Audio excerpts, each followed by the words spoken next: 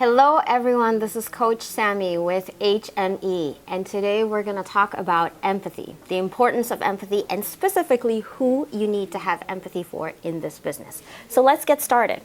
Why is empathy so important? I know that we constantly hear that it is important, but why? Well, I'll give you reasons that you haven't heard before. We know that the basic reasons, right? It's a soft emotion. It's something that, softens you and humbles you as a person, which leads to less entitlement in your life, which creates a better life for you, right? It leads to more connection. But I want to talk to you about imaging studies that were done that show why empathy is actually really, it's good as a strategy in your business. So in these imaging studies that were done, when one person felt empathy for another person, without the other person even consciously realizing, the parts of their brain that lit up were actually creating more likability for the person that was feeling the empathy for them. So in other words, if you sit in front of me and I consciously create the emotion of empathy for you, for your situation, for what you go through, you will actually, this will target parts of your brain that will tell you, Sammy's a good person, Sammy's nice, I don't know why, but I need her in my life. Like I need her as like a business partner. I need her as a friend. And the reason why is because unbeknownst to you, there's parts of your brain that are lighting up, that are targeting the hypothalamus, which is creating and secreting hormones of likability, like oxytocin. And the reason why that happens is because as mammals, we are tribal creatures, which means we are hardwired to survive in tribes. So whenever someone was from another tribe and they posed a danger, let's just say they were a spy for another tribe, or they were somebody that was out to harm us, we got very good at detecting if they were feeling empathy for us or not. And that's how we survived. So it's a survival mindset that's still within you. So if for no other reason, generate empathy, because it will actually reflect in your nonverbal communication with your referral partners and with your power partners and with your employees. So now that you understand the importance of empathy and why you should use this almost like as a strategy, right? Let's talk about why we want to have empathy for our clients.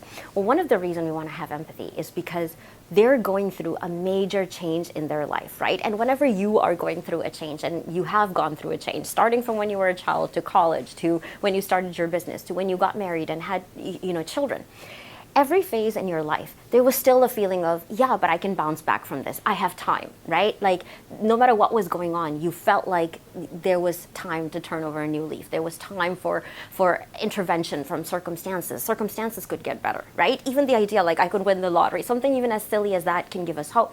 But when we're at that stage in our lives, when we feel like this is the point of no return, like nothing, no circumstance is going to intervene and make me young again, make me youthful again, make me independent again. Now I'm just managing, right? I'm managing symptoms. I'm managing conditions. The best that's going to happen to me is that instead of being in a ton of pain, I will be in a moderate amount of pain, right? And some caregiver can come and help me out with my daily activities. So I'm basically surviving at this point. I'm not like super thriving. So those are feelings that are already there. So we want to have empathy because we want to understand that this stage in their life, they don't have the benefit of a lot of things that we have no matter what we're going through, which is hope, which is things could get better, right? They're in that state where it's like the body is not recovering from these things.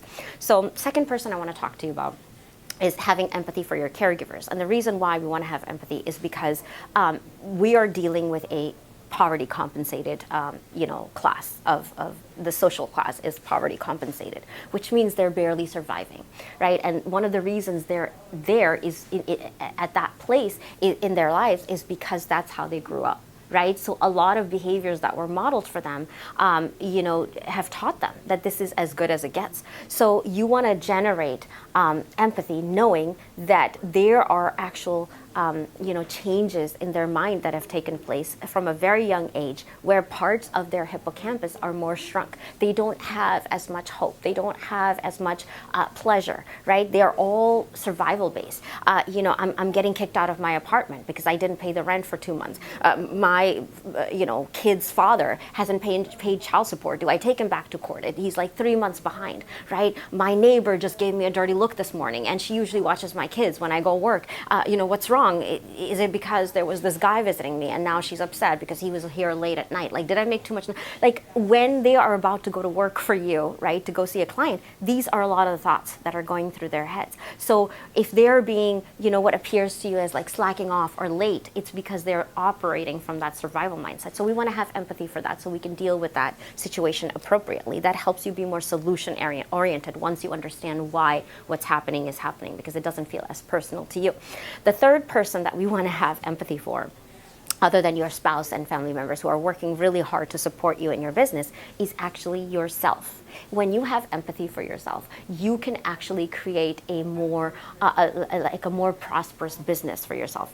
So one of the things that you want to do every morning is, instead of like that negative dialogue that you might automatically wake up with, which we all do because we have in our brains a switch called the negativity bias. And the reason we have that is because as human beings, we were on the bottom of the food chain. So we were taught that perceive every situation negatively if you want to survive. So, anytime you see a rope or a cord, your ancestors would see a rope as like a snake and then jump out of the way, right? And then rationalize that it wasn't anything dangerous. So that mindset is still within you, which means that you already wake up with a negativity bias, presuming that everything is against you so that you can survive. But now we can evolve past that. We can take conscious control of that. So whenever your mind tells you, oh, you're not doing good enough, you're a failure, you thought you were going to be at, 1,600 billable hours, and you're still sitting at like 800 billable hours, you're a loser. That's the mindset that your mind will wake up with sometimes. And that's where you want to have empathy for yourself. You want to talk